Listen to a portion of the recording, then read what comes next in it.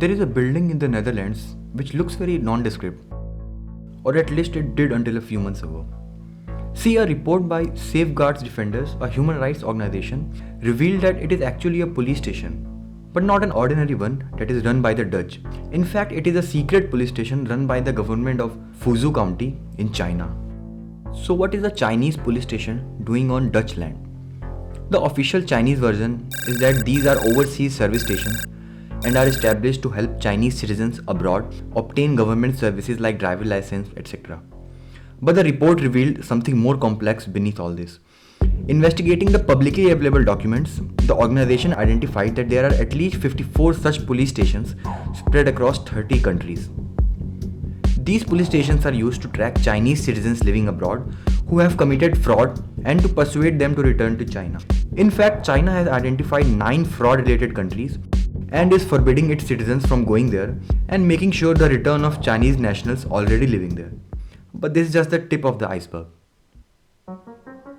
Before we dive any further, we need to know, is it that easy to open a government office in a foreign country?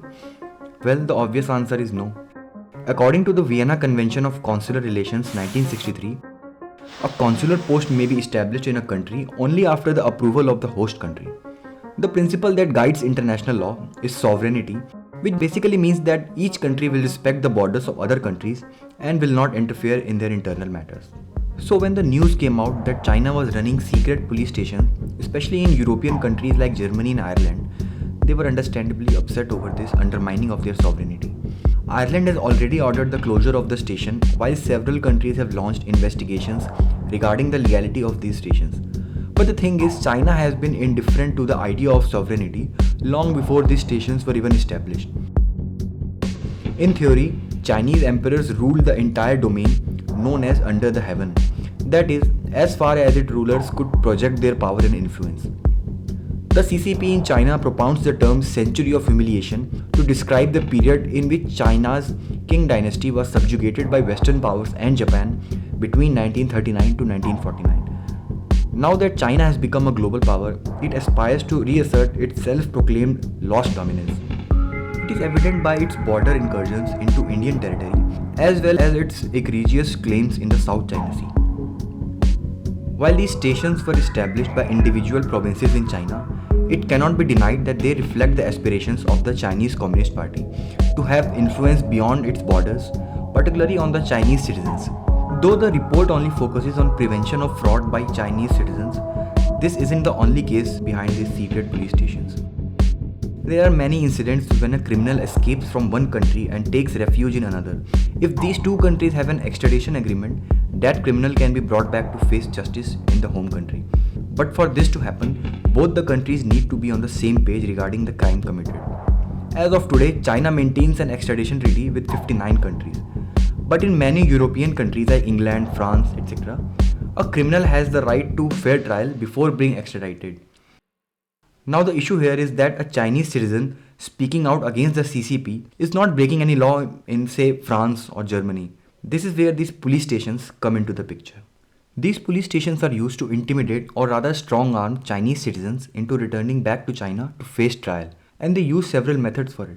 First is to threaten and torment their families back in China to persuade them to return back. If this doesn't work, special agents are sent to either kidnap these citizens or in extreme cases assassinate them. We have examples of Wang Jingyu, who has been on the run from the CCP since 2019, currently living in the Netherlands, after posting comments in support of Hong Kong protests. He was said to have received a threatening phone call, and the man on the other side even tried to convince him to return to China. In another case, Gui Minhai, who is a Chinese-born Swedish writer, was kidnapped from Thailand in 2015, allegedly by Chinese authorities for writing against the government. The obsession of China to control and influence its citizens, even if on a foreign territory, is based in its ideology. Since 1949, China has had a single party ruling over the whole of country. This means that it does not allow for free speech and considers anyone who dares to speak against the government a threat. The Chinese government controls the internet domestically by censoring and blocking foreign websites, news and media under what has been dubbed as the Great Firewall. This means that instead of using Google, they use Baidu. Instead of WhatsApp, they have WeChat. In fact, WeChat is one of the most important tools used by China to monitor and control a billion Chinese citizens.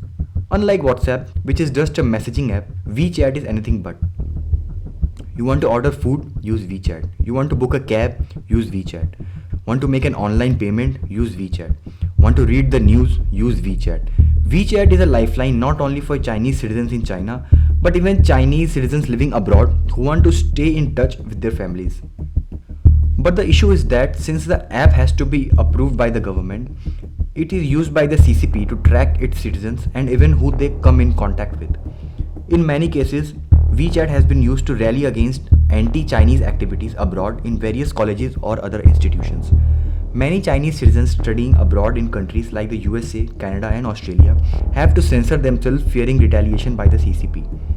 Many have reported to have received threatening calls by the agents of the government for speaking on issues like Taiwan or Uyghur Muslims. So why does China go to great lengths to keep tabs on its citizens? The answer is unsurprisingly history. Up until 1911, China was ruled by a line of emperors, but it all came to an end when a certain man named Sun Yat-sen, who took help from the Chinese communities living abroad to overthrow the dynasty's rule and established the Republic of China. Even though the ROC was defeated in 1949 by the forces of the Communist Party, the CCP has always feared another uprising like this. So when we understand the history, the establishment of these police stations start to make some sense. They act as a tool to control Chinese citizens abroad and keep tabs on their activities. It is evident by the fact that more than 230,000 Chinese citizens have been successfully persuaded to return to China. But after the bad press caused by the news of China impeding on sovereignty of countries, the future of these stations seem bleak, at least in the West.